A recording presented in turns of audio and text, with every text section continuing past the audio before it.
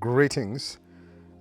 If you find this topic very interesting and you would wish to join us and just to get to know what we're talking about, and you happen not to speak our language, which is isiZulu, we kindly suggest that you look for the very same topic, but you need to focus here. Here it must be written English version.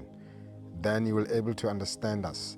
Unfortunately, on this presentation, we are only going to speak our language, which is isiZulu, but it's also available in English, the very same topic, but just here it will say English version. Thank you very much. Sibingelele lawe ingane zakwethu. Isihloko sokhuluma ngaso namhlanje sithi weak law enforcement agencies and employers of illegal foreigners, they are the real cause of xenophobia in South Africa. So lokhu kusho ukuthi imithetho eshawa, not imithetho, labantu abasebenza ngomthetho einkantolo kanjalo nalabo abaqasha abantu bokufika kuleli izwe, ibona abayimbangela ukuthi sibe nalento ekuthiwa i-xenophobia esibanalo eSouth Africa. Okay, igama lithi xenophobia lisho udlame olubhekiswe kubantu bokufika. Isikhathini esiningi mangabe kukhulunywa nge-xenophobia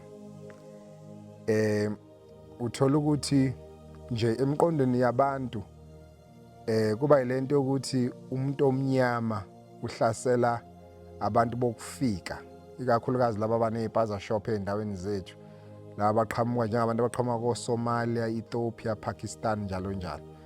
I-xenophobia ke kube ngathi vele kuhlaselwe bona, kuthathwa izinto lezi abayidayisayo noma ukudla lokho abakudayisayo.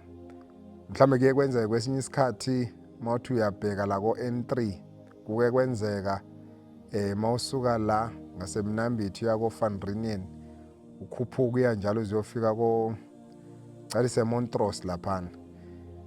Kuvinjwa amatraki no Mr Zikalala sihle Zikalala dese uPrima la KwaZulu Natal. Ngiyakhumbula nje kuhanjelwa lapha eMoyi River ngoba bekunalo mkhubo okushusa amatraki thiwa abantu bokufika bathatha imisebenzi abantu base South Africa njalo njalo, bese kungathi kuyaliwa ke nabantu bokufika. Yonke lonto ibizwa kuthiwa i-xenophobia. So emqondweni yabantu kunalento yokuthi mawukhuluma nge-xenophobia kuzobe kuumuntu omnyama kushawa ama-foreigner ephuca ukudla njalo njalo. So sizokhuluma ngalayo nto namhlanje ukuthi yini le ebayimbangela yokuthi kube khona uthuthuva phakathi kwabantu bala eSouth Africa kanjalo nabantu bokufika. Esikoleni ke thina senza kunesifundo ekuthiwa i-mathematics esikoleni. Mawenza i-mathematics kunalento ekuthiwa simultaneous equations, okwenza ngaka left hand side kufuna uphinde ukwenze futhi ngaka right hand side, right? Okusho ukuthi into mangabe uyibuka akumele uyibuke esayidini elilodwa, kufuna uyibuke kwelinye iside uphinde uyibuke kwelinye iside ukuze ibe ne-full meaning noma ukuze yenze ingqondo. Number 2, lapha kwa-mathematics kunento ayibizwa nge-trigonometry, okusho ukuthi i-angle mhlawumbe ekwelinye icala njengakuphi nje, wenza umzekelo i-angle la, le angle la sithi thina i-corresponda nela, but le la i-corresponde nela, and mawudilika kanje kuthiwa u-90 degrees angle, izinto ezikanjalo. So into esizoyibuka la thina njengabantu abamnyama mawukhuluma nge-xenophobia nje emqondweni yabantu uthi umuntu omnyama ongenangqondo, obulawa indlala, olulambele ezitolo zabantu bokufika, elwe nabantu bokufika xa kwendlala bese tapa ukudla kwabo. Nabantu bokufika sesibaboneka manje kakhulukazi laba ko-Somalia nako-Ethiopia bakhipha ocalemba, abanye bagxamalaza nezibhamu. Ke sabona nje lapha eNaledi Soweto insizwa seSomalia iphethe isibhamu sempi i-prepared ukudubula labantu abamnyama ababethi bavala izitolo zabantu bokufika ngesimo sokuthi babuye basithengisela ukudla okubulala izingane zethu. Sebayikhipha ke nabizibhamu banandaba futhi namaphoyisa babakhiphe nocelemba. Nani niye nibona sifuna ukufocus kakhulu kulonto, kodwa ke into esofocus kuyona namhlanje sithe thina uma sihlala phansi as a house of radical intellectuals ingcitha buchopho ezikhona la endlini kaPhunga noMageba, sathola ukuthi ukuba buthaka kwalabantu ekuthiwa ibona abaphethe umthetho, angithi kuthiwa ungayithathela umthetho ngezandla, ikhona ingalo yomthetho. Yabona ingalo yomthetho indlela ebuthaka ngayo, mhlambe futhi ne-useless ngayo, iyona egcine nomthelele ukuthi kube khona udlame olubhekiswe kubantu bokufika. Nalento ke yokuthi labantu ngoba kuthiwa la eSouth Africa beza la ngoba kunamathuba emisebenzi, kunabantu abaqasha abantu bokufika ngokungemthetho, yibo kanye ke labantu abenza kube ne-Xenophobia, ngoba iningi labantu abamnyama base South Africa basebenzi. Ngani na ngesimo sokuthi kwafika abelungu bacolonize izwe lethu, balidla futhi kwenziwa nabantu abamnyama igqila, then oba bafaka esontweni ke bathi abakhonza lento eChristianity, yabo bahlupheka ke abantu ke, yabo. Kodwa kwathiwa manje ngabe ninoJesu inkosi ngicebile futhi ningakunaki ukuhlupheka enakho la not eSouth Africa. Kwathiwa nje umuntu omnyama la eAfrica angakunaki ukuhlupheka ngoba uslave master umlungu theme efika kufika la noJesu uyinkosi nomsindisi la emhlabeni. Wena umuntu omnyama awunayo ingcebo nayo isezulwini. Likhona nje neculo esike sisho lento ukuthi elaliculwa namanje khona idome esalicula ezithi asakhile lapha thina sinekhaya eJerusalem, mase sifile so wena imfula weJordan bese siyongena ezulwini. Bakhona abantu ke abasacula lo mbhedo noma abantu sekuthiwa abafundile bahlakaniphile. So inhloso yethu ke thina ukuzolekelela umuntu acabange ngendlela ekuyiyo, uyabo. Sithema sihlala phansi nje sibuka satholwa lento ekuthiwa ingalo yomthetho i-weak and i-useless ngalendlela ukuthi iyona eyimbangela ukuthi sibe nalento ekuthiwa i-xenophobia, kanjalo nalabantu abaqasha abantu bokufika. Ngiyazi ukuthi yabona masikhuluma ngengalo yomthetho sikhuluma ngamaphoyisa, yabo. Kuningi esikhuluma ngakho sizonivezela, and siyazi ukuthi indlela esikhuluma ngayo iyacasula, kodwa siye sisho ukuthi asinamsebenzi naleyo nto leyo. As long as sikhulumayo kuzoba iqiniso futhi kuzosiza umuntu ukuthi ame ngendlela eright engqondweni. Nanso ke aim yethu, okunye sinandaba nakho kangakho. Kodwa ke abantu abayicause yokuthi kube khona udlame olubhekiswe kubantu bokufika, ingalo yomthetho ebuthaka ne-useless ngalendlela, bese kuba abantu abaqasha abantu bokufika, ibona ke abantu abayicause ye-xenophobia. Sizofocusa kubona, nathi kuyenzeka futhi sibe yicause, but ake siphume kithi sike sibheke lezi zinto ekuthiwa siyithembe njengengalo yomthetho, kanjalo nalabantu abanemali abaqasha abantu bokufika, okuyibona abayimbangela ukuthi sibe nalento ekuthiwa i-xenophobia la eSouth Africa. Angifuni sithi umthetho, ngiye ngizwe nje abantu abaningi bebheda noma beqamba amanga, noma ngokuba buthaka engqondweni ethi umthetho waseSouth Africa uyabheda. Amanga ayikho loo nto leyo. Umthetho waseSouth Africa awubhedi. Abantu ababhedayo abantu abasebenza ngomthetho.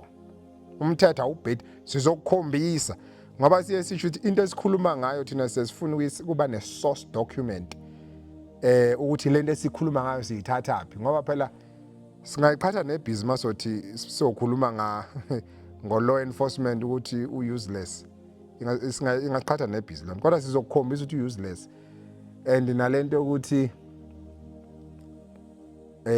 umthetho wala eSouth Africa uyabheda. Amanga ayikho loo nto. Labantu ababhedayo labantu abasebenza ngomthetho.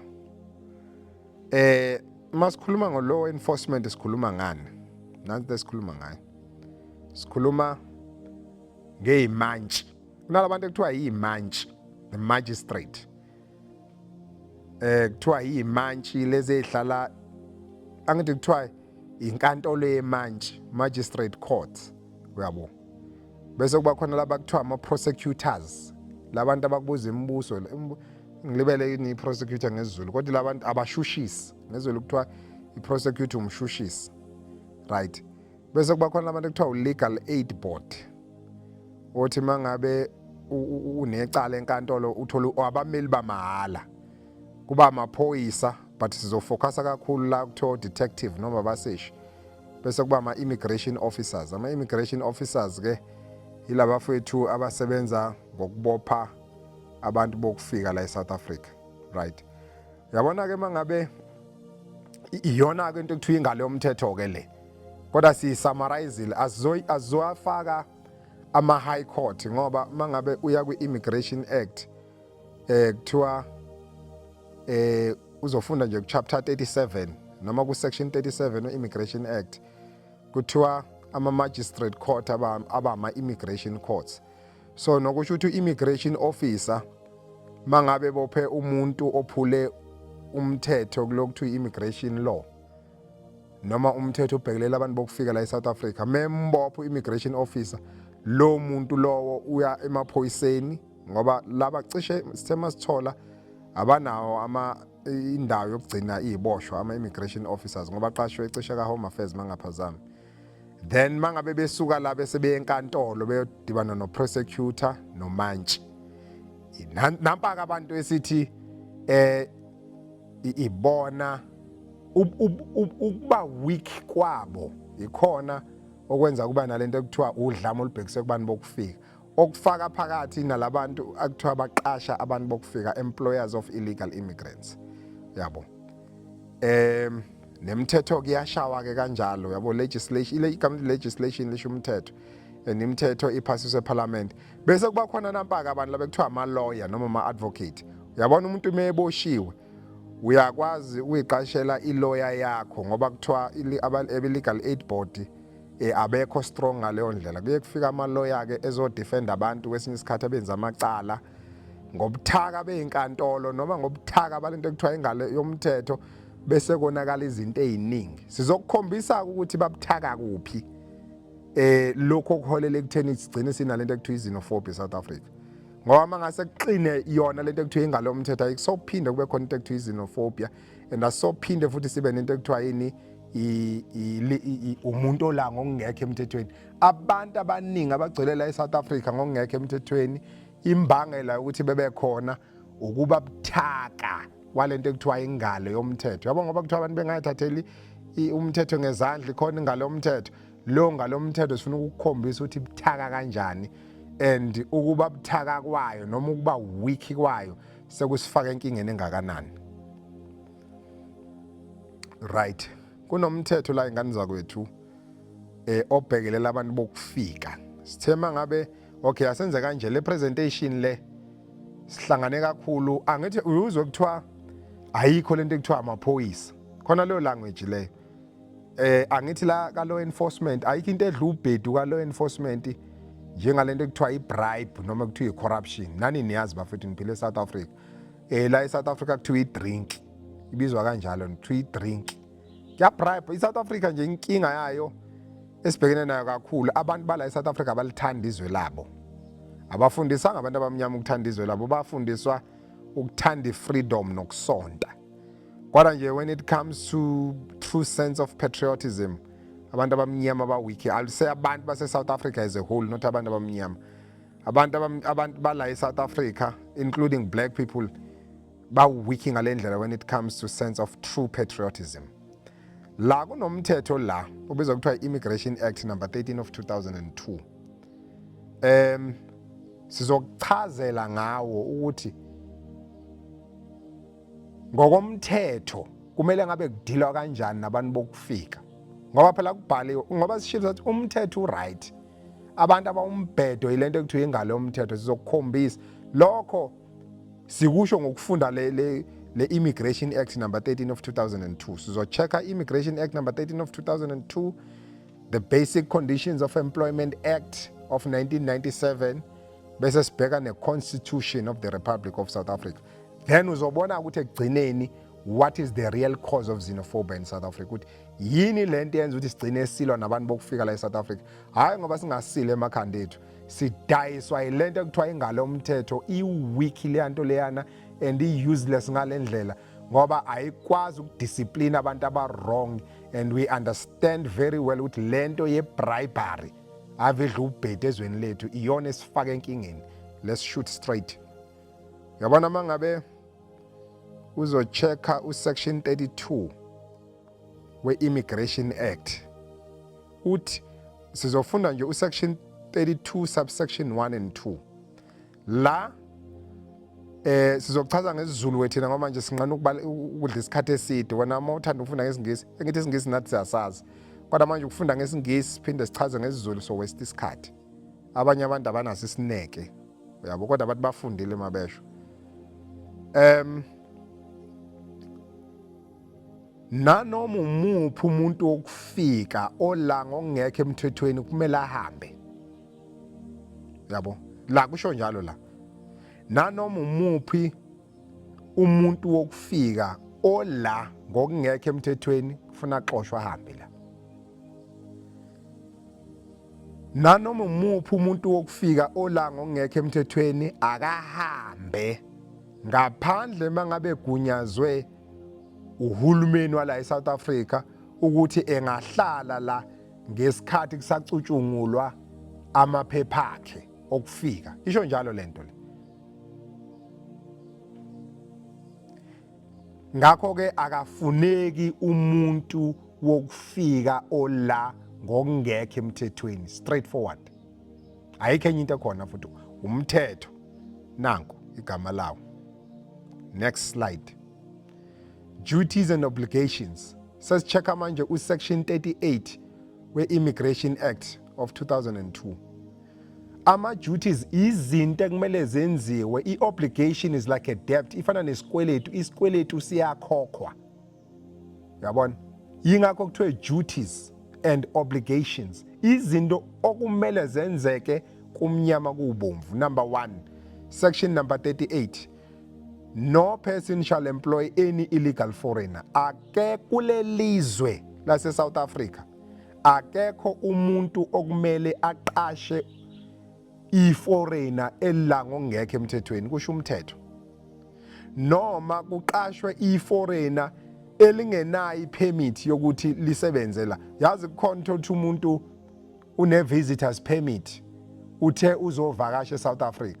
Wanika u30 days ukuthi ahlale la eSouth Africa.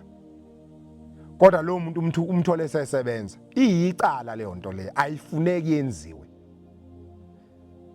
Noma i-foreigner elithema lisuka ngakubo lathi ngenza umzekelo lathi lizofunda la eSouth Africa. Kodwa lithema litshelwa amanye ukuthi lelizwe leli umthetho ukhona. Kodwa abantu bakhona mawuba bribe ave be weak wenza into oyithandayo. This is a banana republic. Angithi usukele ngakini mhlawumbe say eJapan noma eChina uthi uzofunda eSouth Africa. Mawusuqeda ukufunda kufuna ubuyele ngakini eChina. Mawusufuna ukusebenza kuyima uapplyela ipermit yokuzosebenza eSouth Africa. Kodwa bafica sebeyisebenzela bezenzela yonke into abayithandayo ngoba bathi this is a banana republic. Nanku umthetho ushayiwe ukuthi akumele bayenze lento kodwa bayayenza. La bese kuthiwa umqashi kumele aqinisekise ukuthi akekho umuntu wakwelinye izwe ola ngokungekho emthethweni osebenza la eSouth Africa. Kumsebenzi omqashi kusho umthetho. Kodwa yonke lento le ebhalwe la abayenzi ingakho sithe umthetho lento ekuthiwa ingalo umthetho iyona esidayisayo ingakho sine xenophobia. Sabuya sathi labantu abanemali abaqashayo ibona abadala xenophobia ngoba imisebenzi ayikho eSouth Africa bona abaqasha abantu bokufika. Kodwa uthini umthetho obhekelela abantu bokufika? Akumele kube khona umuntu oqasha umuntu okufika la ngokungekho emthethweni kodwa kuyenziwa. Abantu abangazenzela umathanda ngisho abaqashi ufuna baqinisekise ukuthi akekho umuntu oqhamuka kwelinye izwe oqashwayo la ngokungekho emthethweni kodwa kuyenziwa. Uyazi why kwenziwa? Because even the employers they know the weakness of the magistrate and the prosecutors in courts. They are very weak. Yibo labantu abasenzela phansi sigcine sinalento ekuthiwa xenophobia. Inganaki ukubhaliwe. And sesikutholile ukuthi labantu ekuthiwa ama-immigration officers ayababopha ama-employers for employing illegal immigrants but bafike bededelwe enkantolo. Why bededelwe enkantolo? Ngoba lento ekuthiwa ingalo mthetho i-weak and sisazokukhombisa ukuthi sisho ngani. Nakho ukubhaliwe akekho umuntu ufuna aqashe bonke labantu bokufika. And remember kuthiwa nanoma umuphi umuntu okufika la ngokungekho emthethweni akaxoshwa hamba abuyisele ezweni la ngakubo. Kodwa bayaqashwa la eSouth Africa. Abaqoshwa yini? Abaqashi. Ingakho sithi na employer labantu abanamabhizinisi kube ingalo mthetho ibona abayikhoza ukuthi kube ne-xenophobia la eSouth Africa. Ake sibukelana ke. Khumbula phela enkantolo kukhulunywa ngomthetho, akukhulunywa ngeqiniso. Enkantolo mawuye enkantolo nje ngeke ufice kukhulu yabona iqiniso enkantolo abanandaba nalo. Enkantolo kukhulunywa umthetho ukuthi umthetho uthi noma ungabatshela into eyiqiniso abanandaba laba bantu. Yabo. Ngesingisi bathi you will never find any justice in courts, you'll only get the law. There is no justice in the court system, there's only the law, and my goodness, that is so true. Kunomthetho la obizwa ngo-Basic Conditions of Employment Act number 75 of 1997. Ukhulunywa ngokuthi nanoma umuphi umuntu oqashiwe kulelizwe kufuneka kube nembhalo yakho ukuthi mangabe uvula ibhizinisi ufuna ube ne-employment records. Uyabona nje mina ngisasebenza ka-Edcon ngathi mangiqashwa ka-Edcon kahle kahle mawuqashwa nje ngingasebenza ngisho through words ziningi indawo ngingasebenza kuzona. Umthetho Basic Conditions of Employment Act wase South Africa uthi once one a business bana ne-employment record yomuntu okusebenzelayo. Isho kanje lento le.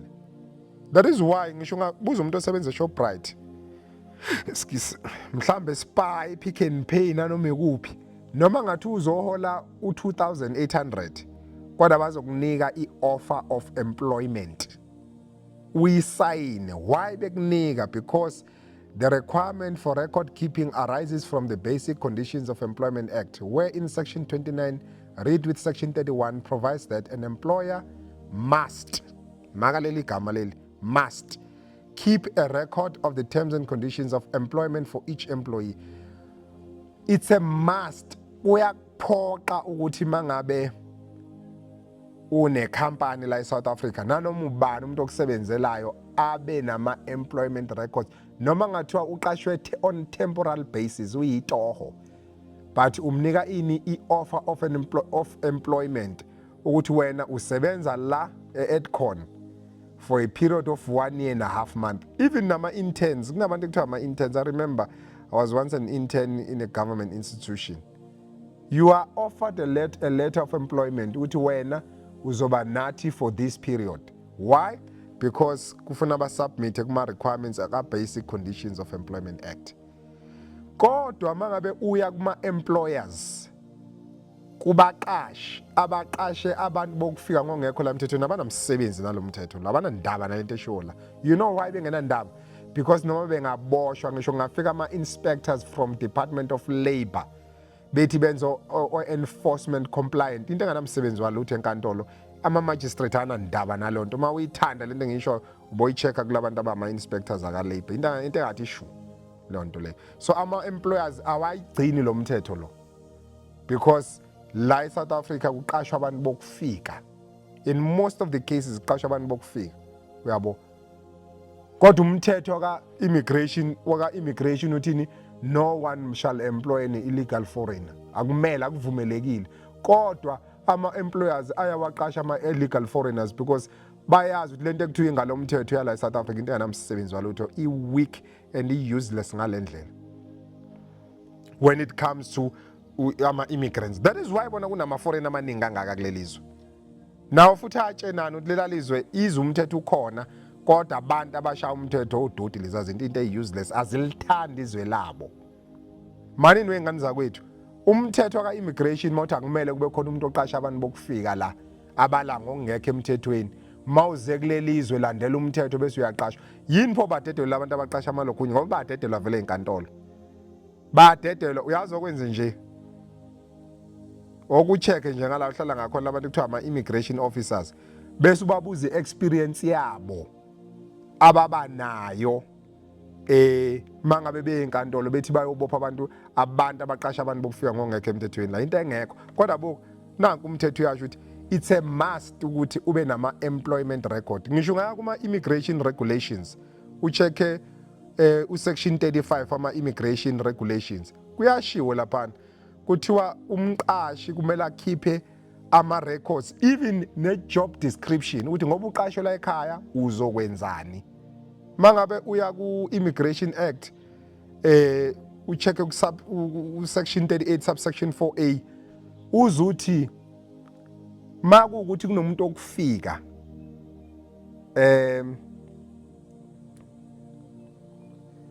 osebenza noma esebenza kuleyo company kumele for a period of 2 years kuterminate i-contract yakhe agcinwa ama-records makufika immigration office babone ukuthi beniqasha abantu bokufika la bese kucheckwa ama-requirements ngoba akumelanga uyabona nje umuntu ola ngokungekho emthethweni noma one-status esingamvumela ukuthi engasebenza la eSouth Africa akumele ngabe labo bantu bayaqashwa noma bayasebenza kushoni kusho umthetho yabo kodwa abantu laba ekuthiwa ama-employers abawuhlonipha umthetho ngoba bayazi ukuthi iyinkantolo nangathi inkantolo ingalo yomthetho yonke lento ekuthiwa ingalo yomthetho into eweak mawunemali ukwazi ukuyibribe iyabribeka leya nto leyana ifavor wena ingalo yomthetho isebenza kahle kulabantu abangenamali mangakwazi ukubribe kahle noma ungena ama-connections a-right uyaboshwa uyogcwala ejele but nanku umthetho ushayiwe la mangaka ama-foreigner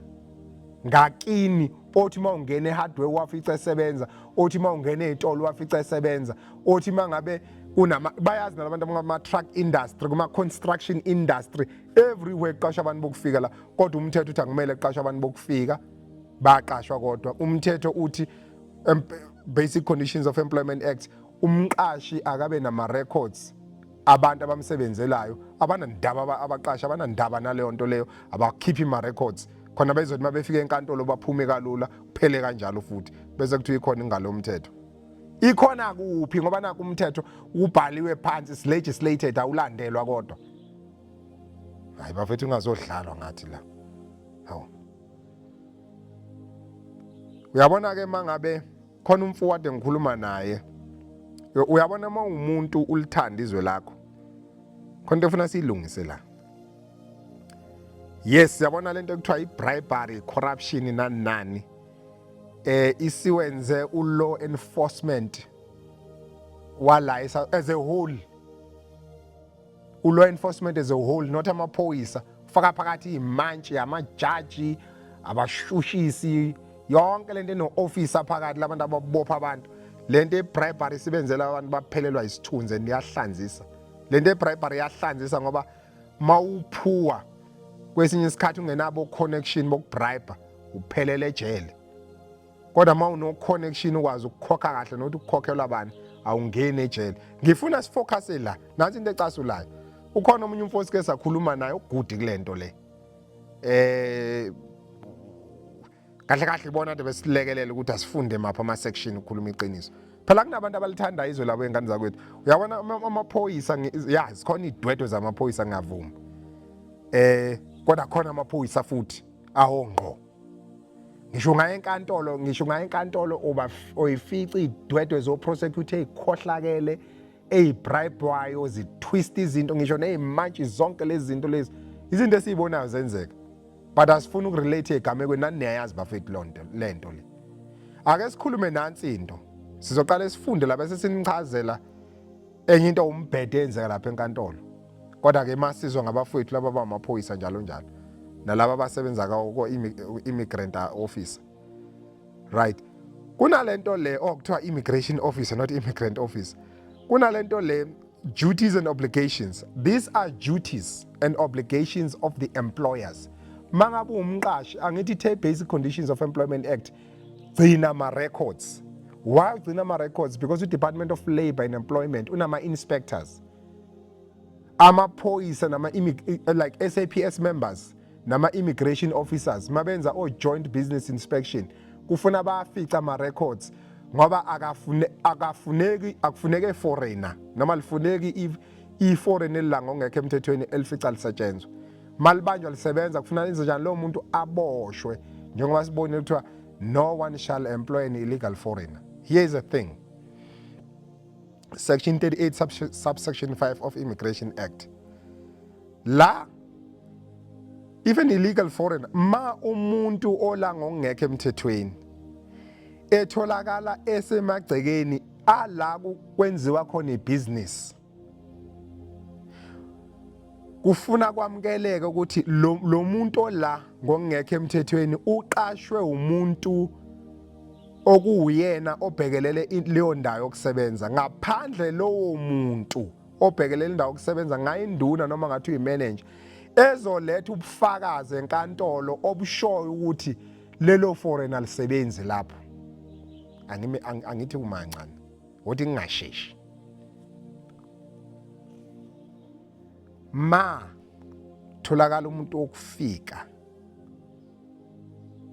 ela ngokungekho emthethweni etholakala esemagcekeni ala kwenziwa khona ibhizinisi.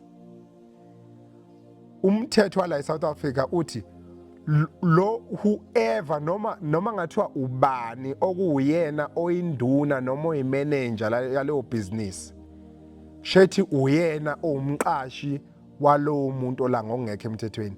Ngaphandle lowo muntu leyo nduna leyo noma leyo manager leyo izoletha ubufakazi ophikisayo ukuthi lelo foreigner liqashiwe lapho. Kushiwo kanje. Ngifuna topic yethu ingalo umthetho iweak nabantu abaqasha abantu bokufika ngokungekho emthethweni la ibona abadala izinofobi. Nansi ke inkinga. Uyabona mawufika enkantolo masizwe ngalabafethu ababopha labantu. Angithi number 1 uthe umthetho umuntu oyiforeigner ola ngokungekho emthethweni ufuna ahamba abuyisele ezweni lakubo. Number 2 umthetho wathi umuntu oqasha umuntu okufika la ngokungekho emthethweni unecala nalo umuntu ufuna aboshwe. Nansi into eyenzakala uma ufika enkantolo la ngifuna ukukhombisa khona ukuthi lento ekuthiwa ingalo umthetho ibuyibo umbhedo kanjani. Ma unemali phela ayikho into ongakwazi ukuyibhayizisa ma unemali. Yabo umthetho let it straight simple and straightforward. Kodwa zwana ma ufika enkantolo. Ma ufika enkantolo uthi nanti iforeign engilibophile ngilifica lisebenze hardware njengase Maritzburg. Maritzburg nje cisha ayikho ihardware bonke abantu abasebenza ama hardware yase Maritzburg ama foreigner bonke. Khona nenye indawo ukuthi zemusas lapha eManchester gcwele ama foreigner kuyayibhuzela nje.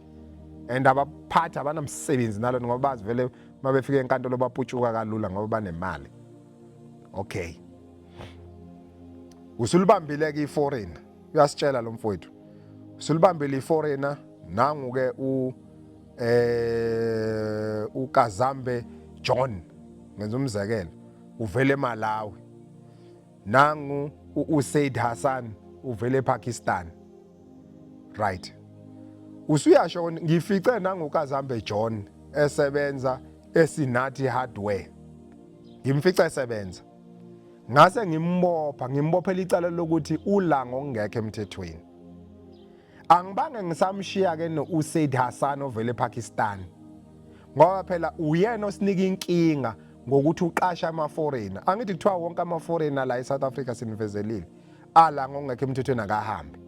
And akekho umuntu ofuna aqashe umuntu oyi-illegal foreigner noma umuntu ola ngokungekho emthethweni. Kodwa nangu uSaid Hassan uyivelela ePakistan utshele ukuthi South Africa is a banana republic. Umthetho wakho na vele uyithambele ungazenzela noma into oyithandayo. Bese boshwa ke naye ke uSaid Hassan ukuthi uyena oqashe nanangu uKazambe John. Mawufika enkantolo ithi inkantolo lalelaka immigration officer noma wena phoyisandini ubophele umuntu wasePakistan uSaid Hassan ukuthi uqashelo bese uthi wena bese ithi inkantolo nabo ubufakazi bokuthi lo umqashile lo. Bese uthi hayi kodwa mangabe ufunda section 38 subsection 5 uthi ubufakazi kufuna bukhishwe umqashi ukuthi akamqashile lo. Bese inkantolo itwista yonke lento le. Sekuyi sign of weakness ke le. Bese itwista yonke lento ithi siyishintsha ke thina lento siyinkantolo. Wena ngoba uthi uSaid Hassan umqashi kaKazambe John sivezela ubufakazi into ebhalwe phansi ukuthi umqashi wakhe.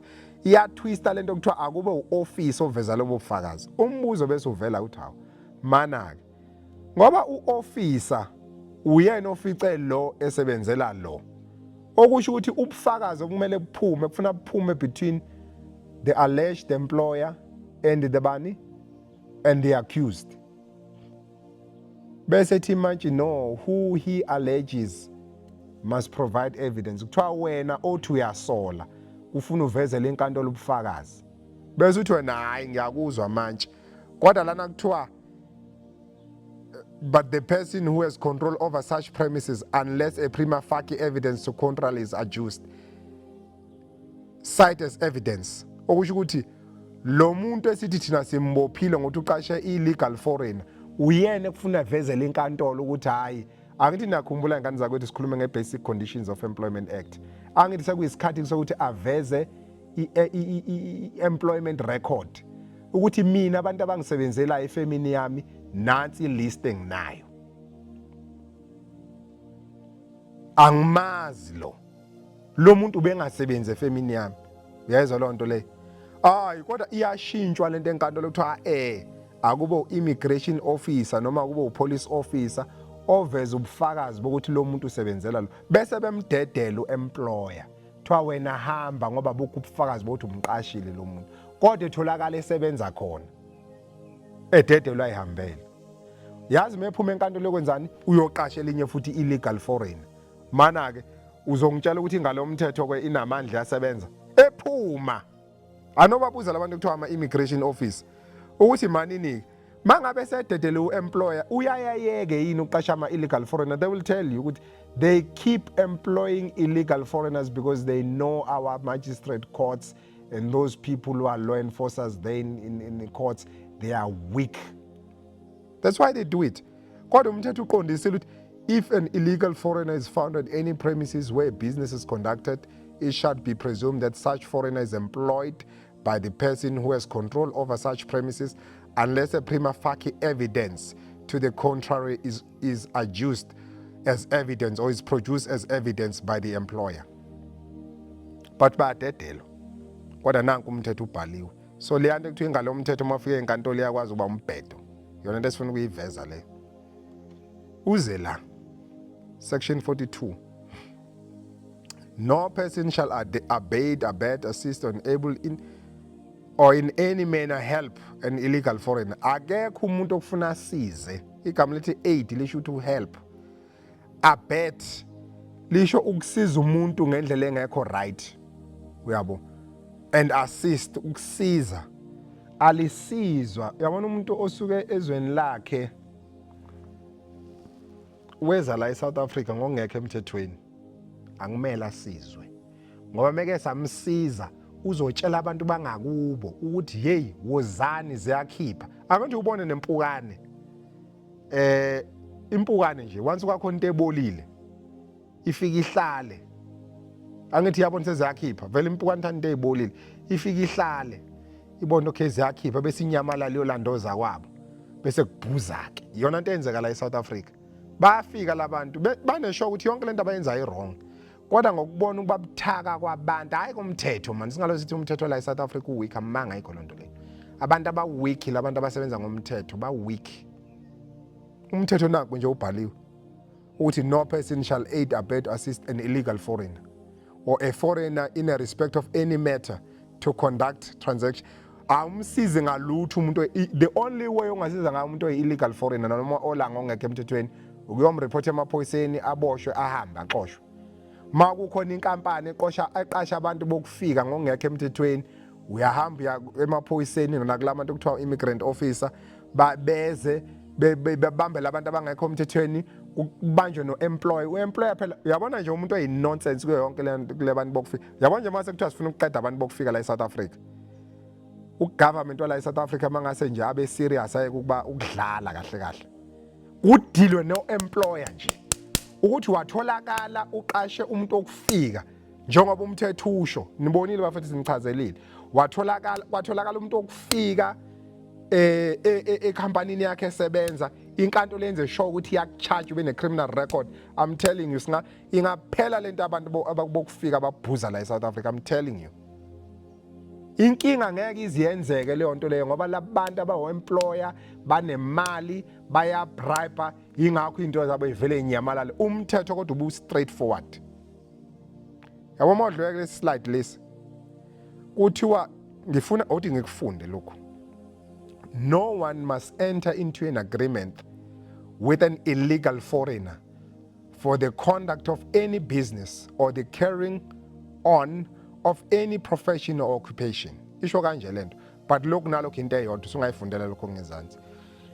Uyabona indlela i-Immigration Act emiswe kahle ngayo, akumelanga engabe inkantolo bayadedelwa labantu abaqasha abantu bokufika, the employers. The only reason why kudedelwa ama-employers einkantolo hayi ngoba umthetho wase-South Africa ubheda, abantu ababhedayo labantu abasebenza ngomthetho. Funda la, akekho umuntu ekumele abe nesivumelwane nomuntu ola ngokungekho emthethweni sokwenza nanoma luphi uhlobo lwebhizinisi nento nje ningasizana ngayo, occupation. Akumele kube khona into ongasizana ngayo nomunye umuntu ola ngokungekho emthethweni. You must never enter into any agreement. Let's talk about agreements. There are two types of agreements. Ngifuna uyabona uma usebenza enkantolo mhlambe ube nenhlanhla walalela this presentation, ngifuna ukukhombisa ukuthi enkantolo nombhedo kanjani, noma lento eniyenza lapha enkantolo ibibe umsuzo kanjani.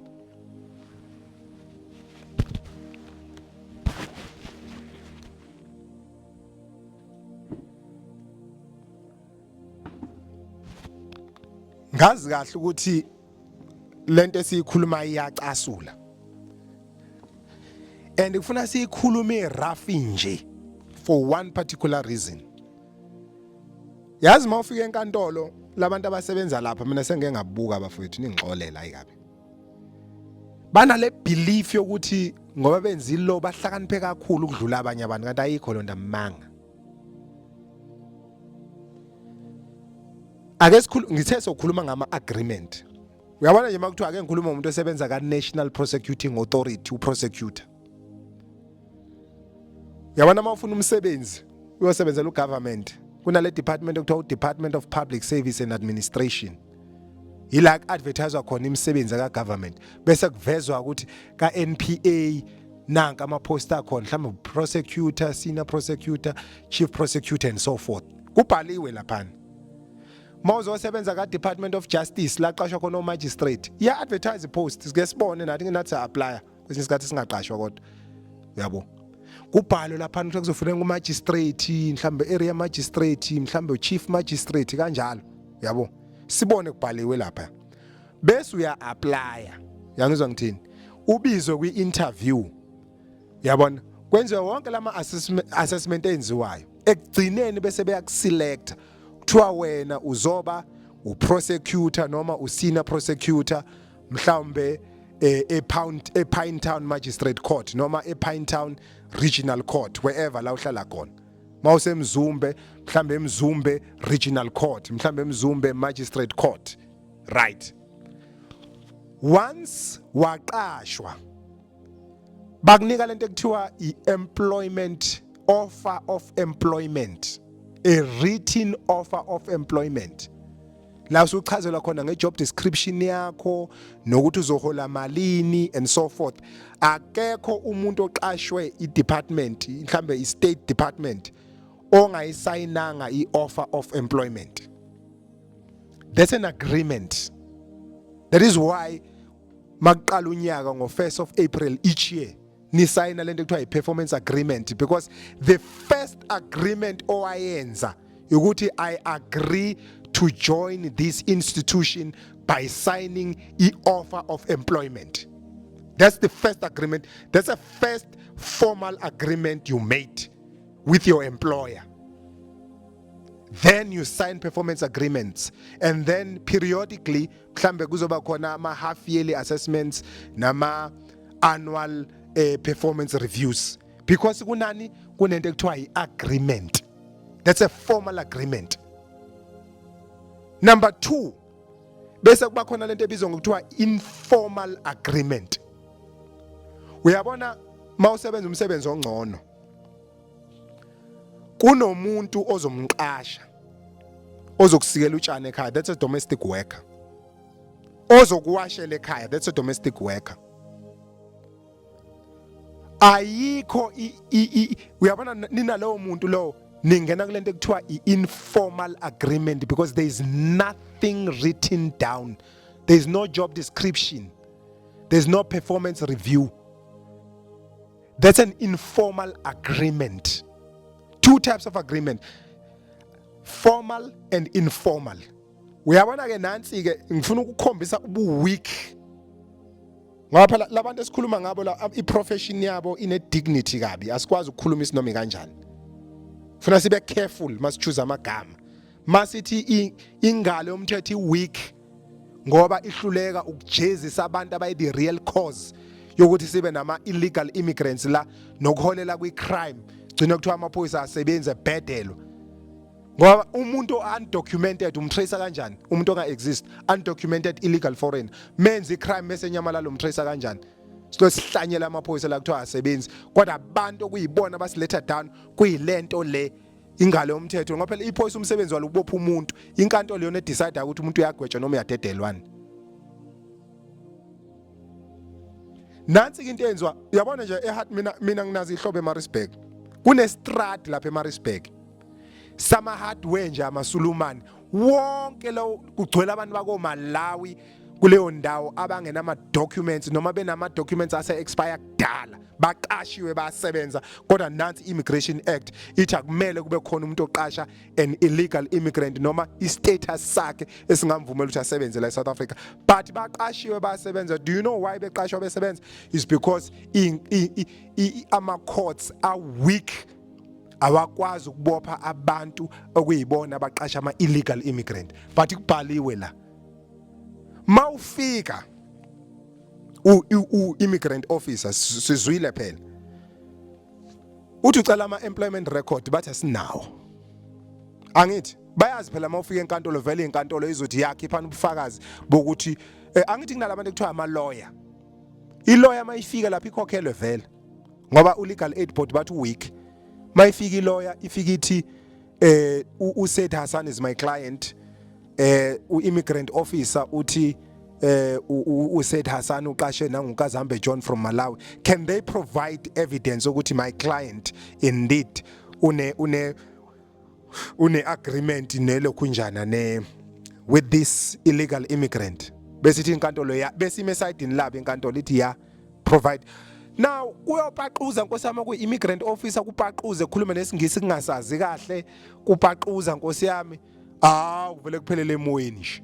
Kodwa nibonile section 38 subsection 5 uthini uthi kuyi-responsibility ka-employer ukuthi kuba uyena okhipha ubufakazi enkantolo umuntu akaqashiwe la, to a point ukuthi mangabe ithi inkantolo siyamdedela lo ngoba usupervisor sifuna umnikazi webhizinisi abayisho lonto ngoba ngabe uyalanda. Uyabona ukuthi umthetho ukhona noma lento ekuthiwa ingalo umthetho iyasebenza, ngabe kulanda umuntu okuyena ke ekuthiwa i-owner ke yebhizinisi, inkantolo izomnika i-instruction ukuthi in future ama-immigrant officer namaphoyisa meke athola kukhona i-foreign elisebenza lapho sizokucharge ngoba number 1 kuwena by law basic conditions of employment act you must be in possession of employment records. You must never come into this court making excuses that you don't have it.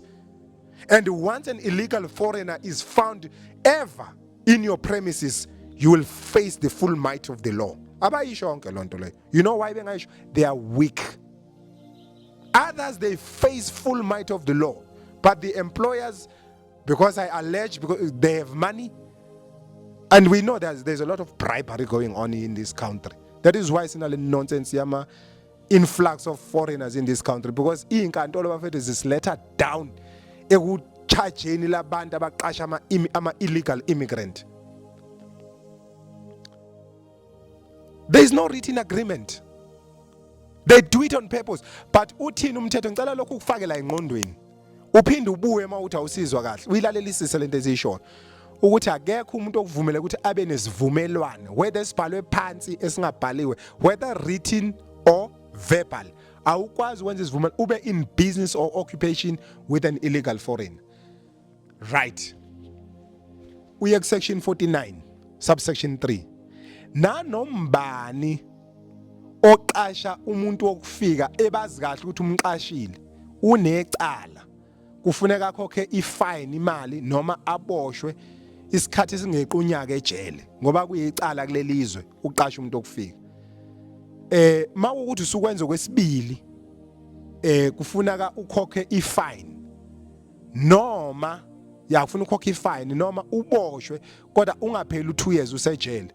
Mawusukwenza kwesithathu nangaphezulu kumele uye ejele uboshwe kodwa isikhathi esingaweqi u3 years akumele ubusakhokha ifine. Usho njalo umthetho. Angithi thina sithi umthetho la eSouth Africa uyabheda manje ubheda kuphi lo mthetho lo? Angithi sisho njalo thina umthetho la eSouth Africa uyabheda.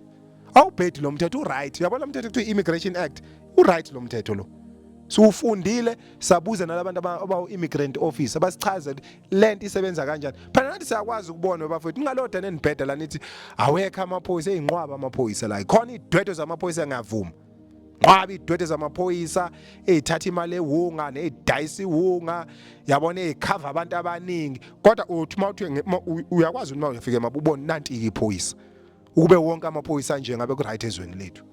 Uwe bonke immigrant officer abanje ngalomfolo ngabe ku right ezweni lethu. Hayi ukuthi sibheda sonke bafethu ayikho lonto le. Sidalwa into engekho le. Umthetho uright. Abantu ababhedayo labantu kuthiwa abanengalo umthetho mawufika lapha enkantolo. Ngoba ngikutshela ukuthi niyawubona umthetho uthini uthi angithi buka la. I-Basic Condition of Employment Act ithi mawuvula business it's a must. You have no choice. It's a must. You must be or you must have employment record for anyone who's working in your business. Nanoma ubani okusebenzelayo. Number 1, kufuna ube ne-ID copy yakhe. Number 2, ube nama job description. Ukuthi makufika inspector bezo-inspect because izwe lethu linomthetho. Once there is government kunomthetho and once kwanomthetho kufuna umthetho ulandelwe. But ama-employers awulandela umthetho and it's fine, they are doing fine with that.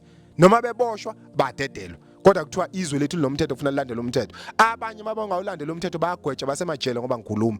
Kodwa laba employer ngoba banemali abagwetshwa badedelwa. They knowingly employ illegal immigrants. I'm telling you. Ngeke uvule ibhizinisi elikhulu. Ake ngikalekise njengo macro nje.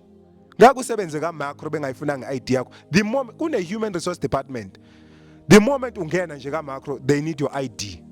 Uqashwe banginike offer employment and regard whether uzoba icleaner noma uzoba yini kodwa uzoba ne offer of employment. Why? Because umthetho uthi alikho ibhizinisi ekufuna libe khona la eSouth Africa elingazoba nayo employment record yomuntu osebenza khona. But mawuthi uyafikela kwezinye indawo abantu bayiqashela khona isitolo ekuthiwa isemusa nje lapha Musas esilapha eMaritzburg eManchester gcwele ama-foreigner kuphela kulesa sitolo. Kodwa umthetho uthini akungaqashwa abantu bokufika la ngokungekho emthethweni bayaqashwa. They knowingly employ illegal foreigner. Do you know why I'm saying they knowingly? I-language abayikhulumayo nje bazothi mase bekhuluma bethu uzwe ukuthi akuyona ke language la eSouth Africa. But ngokwazi ukuthi vele abantu abasebenza ngomthetho ba weak. Hayi umthetho awukho weak. Thina si weak ngoba siyabribeka. Besingenzeki lento le. Ubuye uzofunda section 49 subsection 6 uthi nanombani ophula lama duties and obligations abe ku section 42. Section 42 ukhuluma ngeagreement, be it verbal or written or verbal. Uthi nanoma ubani once wangena kwi-agreement ne-foreigner okusho ukuthi once safica i-foreign endaweni yakho lisebenza, be it in a formal agreement or informal. I-formal agreement, that's where uzokwazi ukuthola ama-documents. I-informal agreements, that's where ungakuthola written document. That's informal angithi. Lo muntu uyivelele eMalawi uzoyisebenzela la eMaritzburg futhi usonta nani namasulumane nonke. Uyamthatha ukumbona emezenkonzweni nibhonya phansi ngephongo laphana. Hayi woza wena ngoba usonta nathi ngizokufaka mina. Vele umthetho wethu la eSouth Africa uyayibhedela. Awu ngeniani, it's informal agreement. Uthi once you enter, whether informal or informal or formal, nomuntu wakwelinye izwe olanga ongekho emthethweni unecala kufuna enkantolo, it's either ukhokha ifine noma uboshwe ejele isikhathi singeqo 18 months. Umbuzo wami wodwa ngiyacela ukubuza nje makuthi umshushisi okungibuzele kumantshi ngoba it's impossible mangabe umshushisi ungaxoxe nemantshi uthi yini bebe weak kangaka ngoba ba weak and nibatshele kanje ba weak noma bengacasuka sinandaba izwe lethu leli nani ngokomthetho kuba nengqondo nisile emakhanda nalithanda izwe leli ngaba niwenzi lo dodo eniwenzayo nginakho umthetho ubhaliwe la. No one must enter into an agreement with an illegal foreigner to conduct any business or any occupation in cooperation with an illegal foreigner. That is section 49 subsection 42 Roman figure 3 of the Immigration Act number 13 of 2002. It's crystal clear. It's English. You people understand English far better than I do. If you fail to comply with that order, you are guilty of an offense and you are liable on conviction to a fine or imprisonment not exceeding 18 months. Where in the absence of records, once an illegal foreigner is found on any business premises where business is conducted, that foreigner must be arrested, and whoever is in charge of that business, that person must be arrested, and in a court of law is responsible, primarily responsible to provide evidence in court that that person is not employed in his or her business. Why am I magistrate abe wiki kanje ashintsha yonke into ayibuyisele back ku-immigrant office? You guys, you must be shameful of yourself, I must tell you. You must be shameful of yourself. This is your country. You must be shameful. Kufa abantu la. An undocumented illegal immigrant or illegal foreigner, once a committee crime, yes, ama-citizens azohambe emaphoyisa novula icala. Now the question, how do you trace someone who's undocumented? Someone who doesn't exist in our systems. Umtrace kanjani lo muntu? Nibuya nizonyela amaphoyisa nithi amaphoyisa azi umsebenzi wabo. That's skak, man. Abantu abasiletha down, the whole law enforcement office agencies as a whole, they are letting us down because they are failing to deal with employers decisively. And we know the reason why they failed. There's a lot of bribery and corruption going on. Slavery, servitude, and forced labor. No one may be subjected to slavery, servitude, or forced labor. However, slavery of illegal and undocumented immigrants highly exists in this country, South Africa. Law enforcement agencies are very weak to combat slavery because of bribery and corruption, and there's poor, if no sense of patriotism whatsoever by people who are serving the state.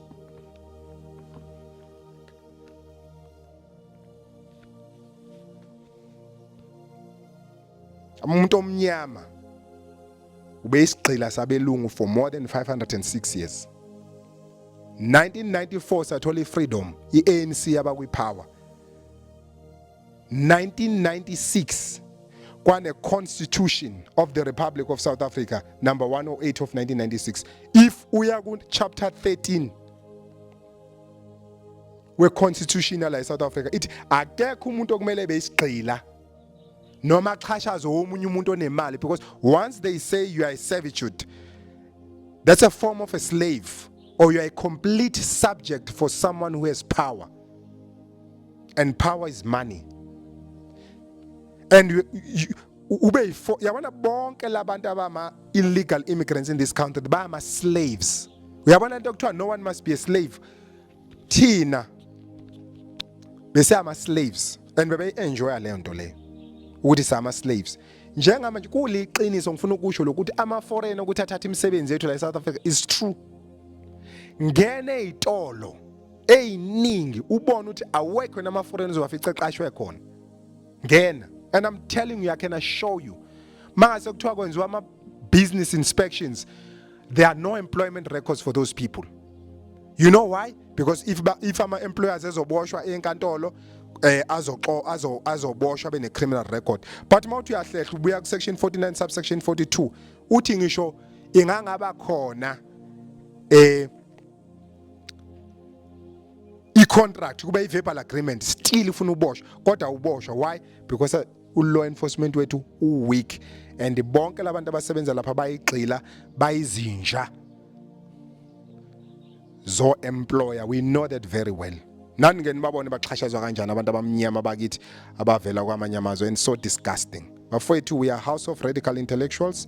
Sikhuluma isiZulu la ekhaya ngoba sikhuluma nomuntu omnyama, siyafisa ukuthi masikhuluma nomuntu omnyama silalele. lento ukuthi thina abantu abamnyama sazi ukudansa, sazi ukudaka utshwala, sazi ukukhwelana, sazi ukuntshontsha mangabe siphethe government, si useless awukho umsebenzi wethu, not all of us. That is why sithena sivule nansi indlu esibiza ngokuthi the House of Radical Intellectuals. Inhloso yethu akukhona ukudelela abantu, ukubuka izinto ngoba zinjalo, bese silekelelana ngokomqondo ngoba nathi siyafisa ukuthi umuntu omnyama abe stable engqondweni. Yengakho sikhuluma izinto ezichallenge ingqondo. A nation which cannot control its borders is not a nation. That was Ronald Reagan, former US president. Nanoma ngathiwa iliphi izwe ehlulekayo ukucontrola imingcele yalo, ukuvimbela abantu bokufika ukuthi bangene ngokungekho emthethweni, akulona leli lizwe udoti le nto leyo. Nanoma umuphi sopolitiki okutshela ukuthi kufuna kunqunywe imingcele, kudocument abantu bokufika bangenela ngokungekho emthethweni, usuke enya lo sopolitiki lo, ningamvoteli niminyanye neqembu lakhe nilinyanye. Siyabonga abafowethu, isabatha namhlanje mhla ka-2 November 2024 yisabatha. uNkulunkulu uyabathanda abagcina isabatha, uzuligcineke nawe kanye nabendlu yakho bonke. Siyabonga.